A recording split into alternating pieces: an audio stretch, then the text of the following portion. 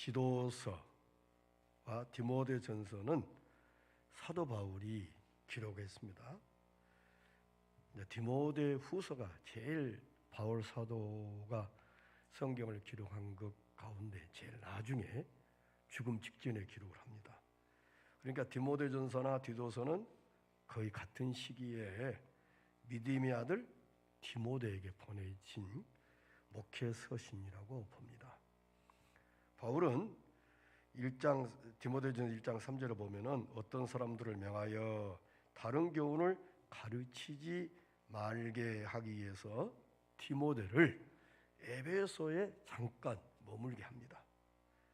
그리고 부족한 것을 바로잡고 각성의 장로들을 세우기 위해서 디도서 1장 5절에 디도를 그레데에 머물게 했다고 성경은 기록하고 있습니다. 디모데전서의 절반 분량인 디도서는 디모데전서의 요약이라고도 할 수가 있습니다. 특별히 디도서의 특징은 하나님이 해주신 핵심적인 교리를 담고 있어요. 바울은 하나님이 해주신 교리 입각에서 우리 성도들이, 구원받은 성도들이 어떠한 삶을 살아야 할 것을 우리에게 숙제로 남겨주고 있습니다. 다시 말하면 하나님이 이런 교리를 우리에게 주셨다면 사람이 마땅히 책임을 말하기 위해서 이 시대에 어떻게 우리가 살아야 할 것인가. 디도서를 통해서 말씀하신 주제가 하나님이 해주신 교리 입각에서 선한 일에 열심하는 하나님의 친백성이 되게 하라고 2장 14절에 말씀하고 있습니다. 특별히 디도서를 통해서 하나님이 은혜와 영광과 사랑이 나타났다고 했습니다. 디도서의 핵심 부분은 두 곳으로 우리 요약할 수가 있는데요. 2장 11절과 14절 말씀, 2장 11절과 14절에 있는 말씀과 또 3장 4절로 7절에 있는 두 곳이 디도서의 핵심 두 곳을 이렇게 꼭 집어서 우리가 말할 수가 있을 것입니다. 이 핵심 부분은 통해서 하나님이 해주신 복음을 말씀하고 있습니다. 이를 해석한 열쇠는 3번 등장하는 나타나심입니다. 특별히 2장 11절에 하나님의 은혜가 나타나, 그리고 13절에 예수 그리스도, 구주 예수 그리스도의 영광이 나타나심을 이렇게 말씀했고, 3장 4절에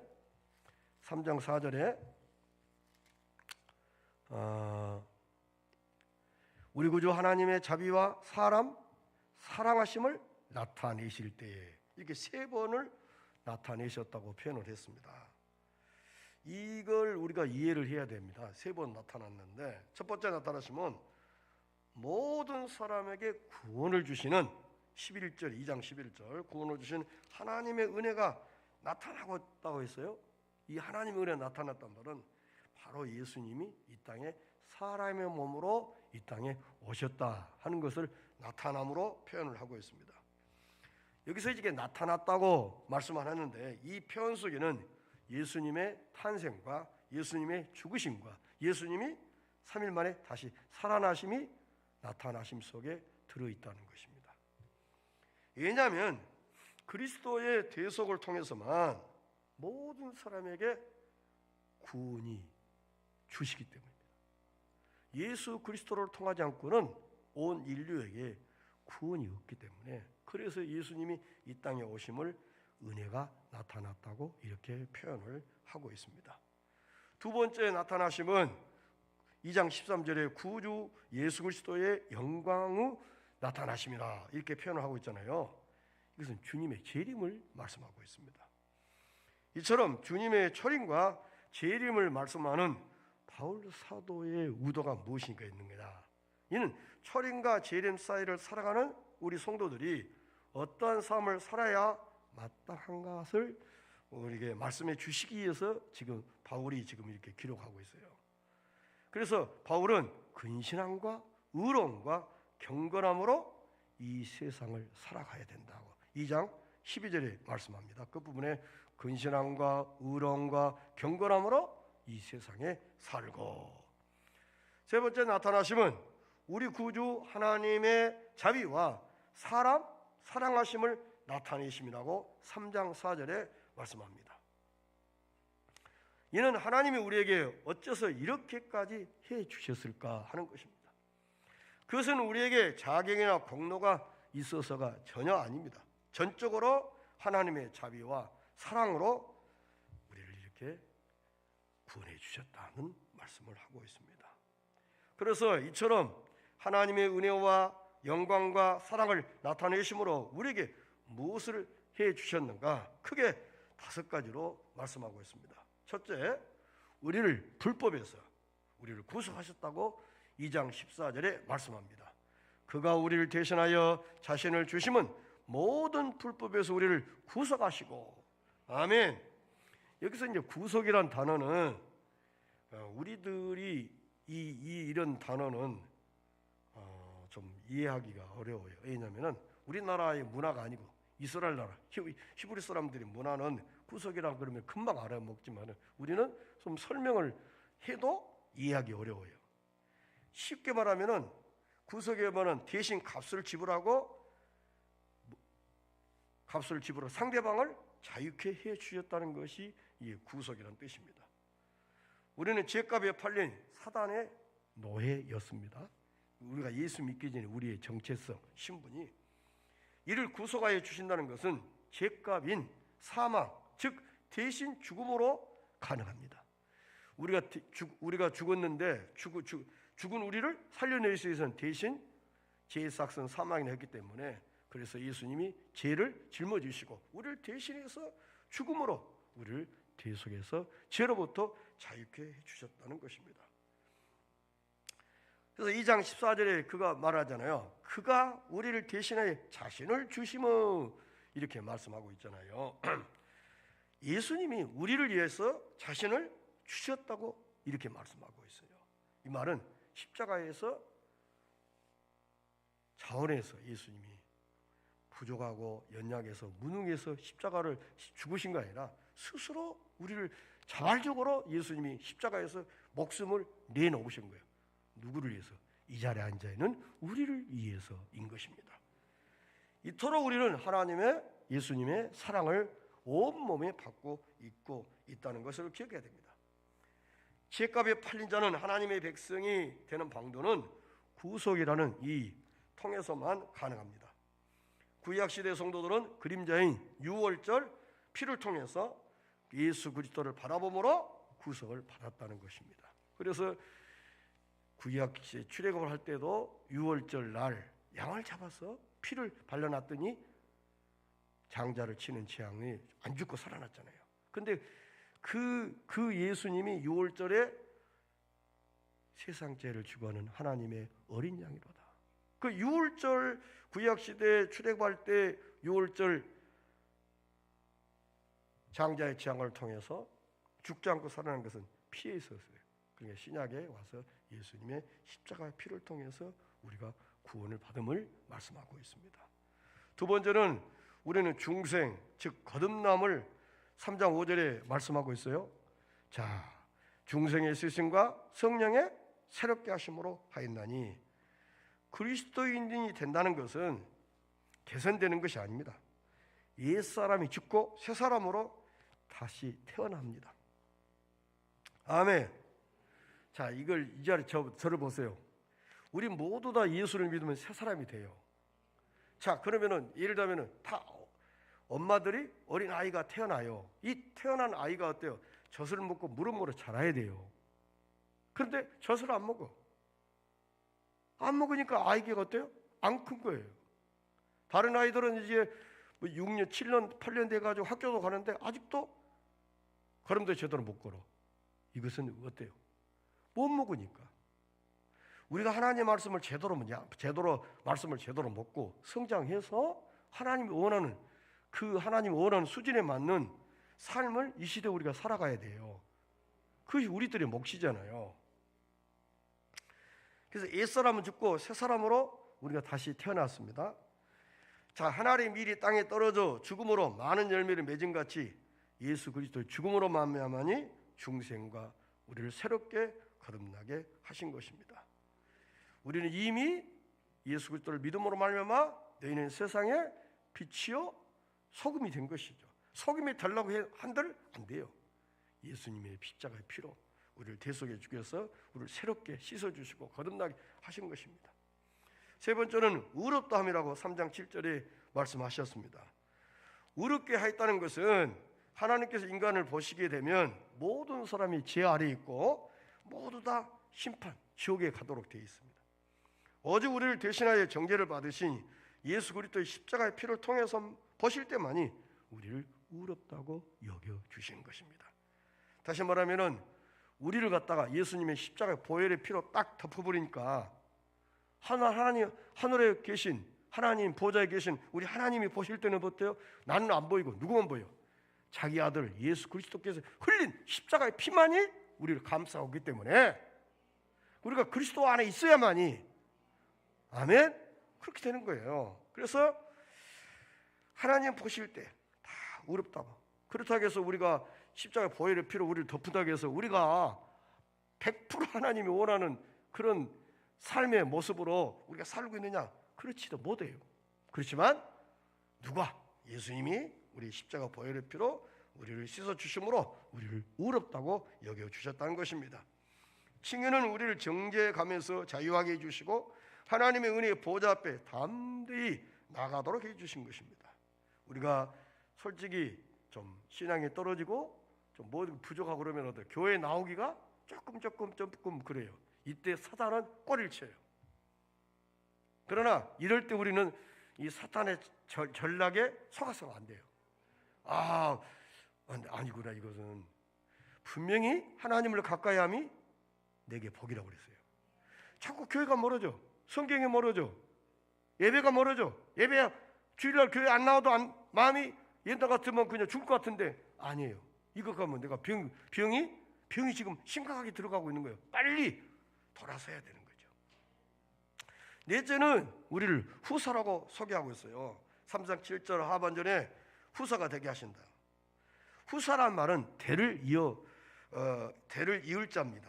하나님께서 우리에게 해 주신 일은 구속, 중생, 칭의가 끝이 아닙니다. 그렇게 해 주신 목적은 우리가 후사가 되게 해 주시는 것입니다.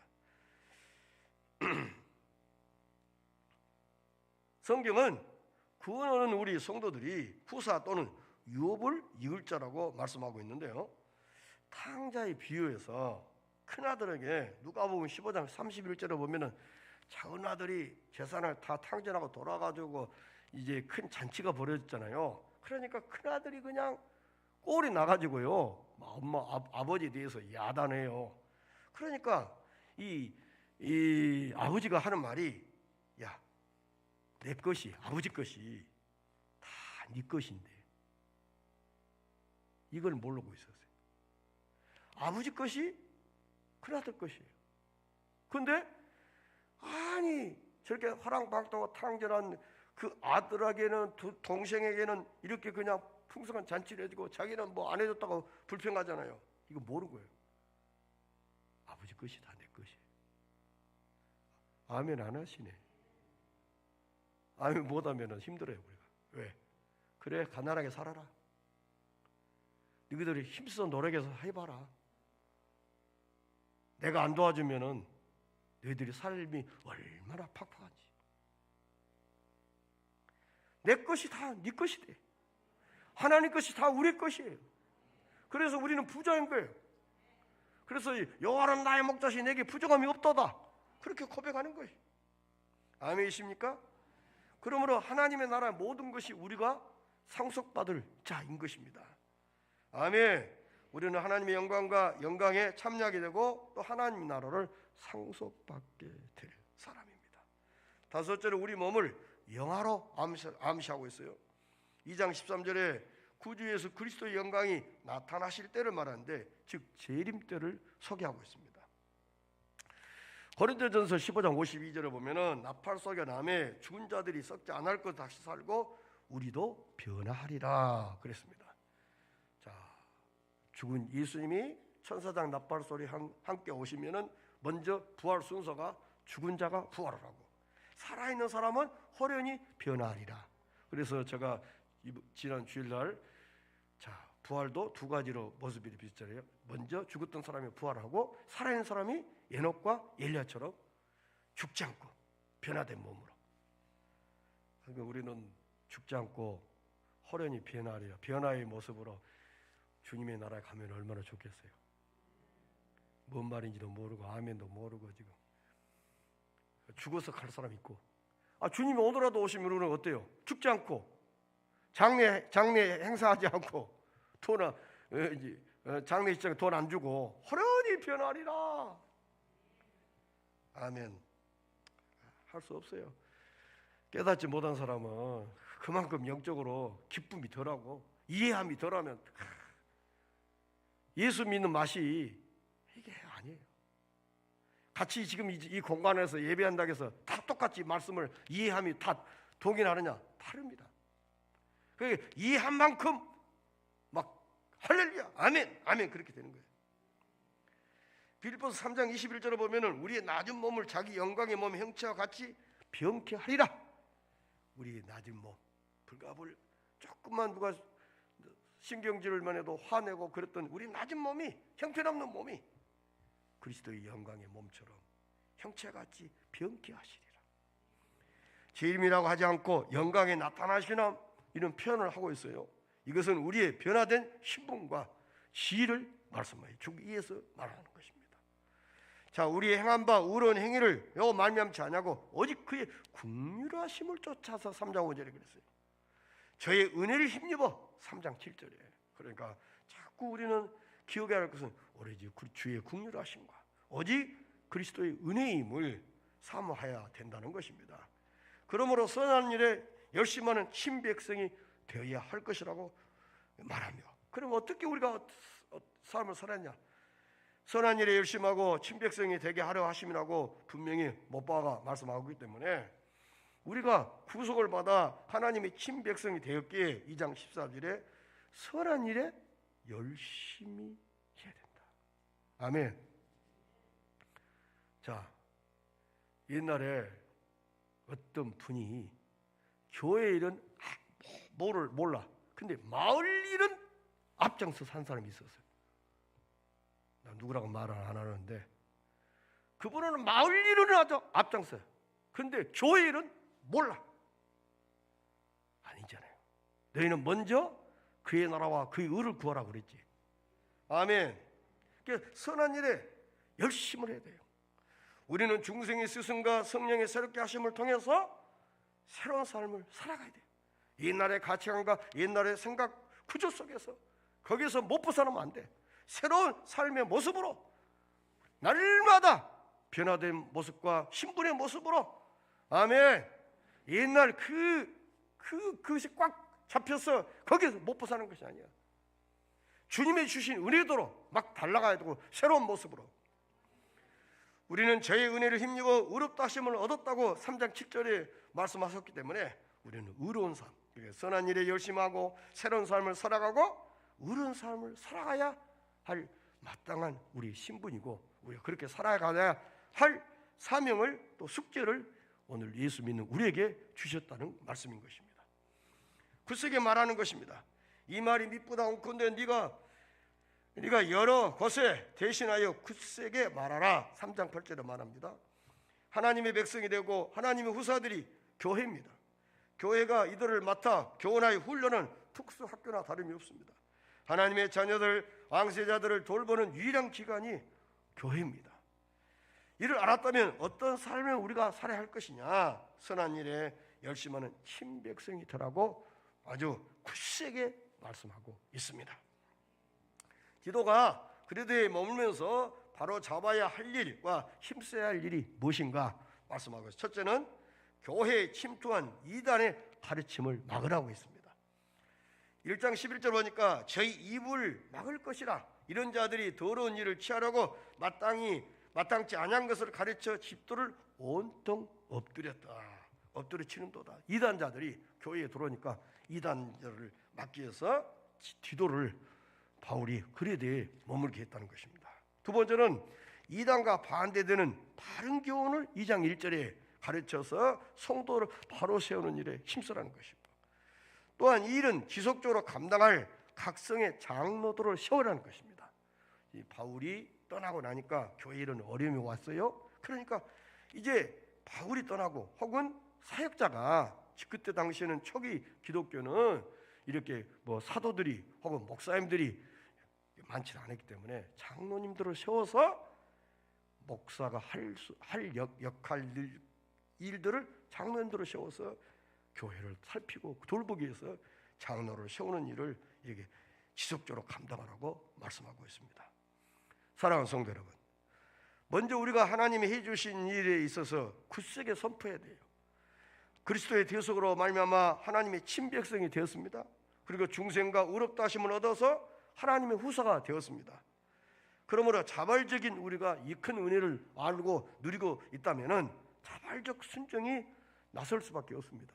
누가 교회에서 헌신하고 이렇게 좀 하세요 그러기 전에 자발적으로 주님, 나 같은 사람에게 이런 은혜를 주셨는데 내가 어떻게 하면 좋겠어요? 하나님 말씀해 주세요. 눈을 떠서 보게 해주시고 보면 그냥 알게 해주세요. 그랬더니 딱 교회 오니까 그 전에 안 보였는데 보였어. 아하, 이를 섬기라고 내 눈에 보게 해주셨구나 하는 거예요. 누가 뭐 시켜줘서 그런 거예요. 자발적으로 이런 순종이 우리에게 뒤따라야 할 것입니다. 거듭나고 의롭다함을 얻은 우리로 말미암아 하나님의 말씀이 해방을 받으셔야 되느냐 이거예요. 2장 5절에 해방을 받지 않도록 우리 해야 된다. 자식들이 어때요? 부모에게 욕 먹지 않도록 살아야 한 것처럼 하나님 말씀에 해방받지 않도록 이해해서 우리가 살아야 된다 하는 것입니다. 후사가 되고 영화롭게 될 자녀들로 말미암아 아버지 이름이 모독을 받으셔야 되겠느냐 하는 것입니다. 그러므로 우리 그리스도인들이 말씀대로 살지 못함으로 말미암아서 예수 믿는 우리가 말씀대로 살지 못해서 하나님의 이름이 욕을 얻어먹고 우리 교회의 어떤 권위가 땅에 추락되는 이런 연약함이 없기 위해서 우리가 정말로 선한 일에 친백성이 되고 열심히 하나님의 뜻에 합당한 삶을 살아야 할 것입니다. 하나님의 친백성들은 이는 범사에 우리 구주 하나님의 교훈을 빛나게 하려 함이라고 2장 10절에 말씀하고 있습니다. 하나님의 교훈을 빛나게 하는 것입니다. 이 세상에 사는 동안 근신함과 의로움과 경건함으로 살아가면서 두 번째 나타나실 예수님을 사모해야 돼요. 자, 우리가 주님이 이 땅에 오든지 안 오든지 나가 상관없어. 아니에요. 우리는 주님이 반드시 오기를 기다리고 또 반드시 오시게 되면 우리가 어떻게 해야 돼요? 주님이 우리를 사랑한 딸아, 사랑하는 아들아, 수고했다, 애썼다, 이 말을 듣도록 해야 돼요. 주님이 지나가면서 번체만취하고 예수님, 이 지나가세요? 너 평상시에 나 번체만취 했잖아. 교회에도 관심도 없고 무관심하고 너 번체만취 했잖아.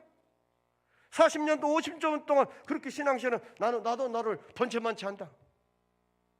네 행한 대로 내가 한다. 주님이 오시면 어때요? 우리 하나님 말씀대로 살지 못한 대로 주님이 오심이 부담스러운 거예요. 그러나 하나님 말씀대로 깨끗하게 사는 사람은 어때요? 주님이 오늘라도 오시기를 기다리고, 왜? 주님이 이 땅에 사는 모든 노고와 수고를 다 인정해 주시고 거기에 따라서 다 상보를 주실 것이기 때문에. 아멘이십니까? 그러므로 예수님이 이 땅에 오심을 어때요? 사모하셔야 돼요.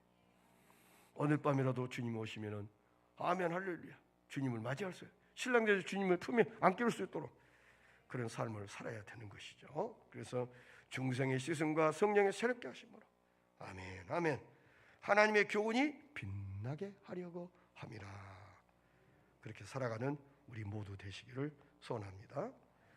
찬송하십시다.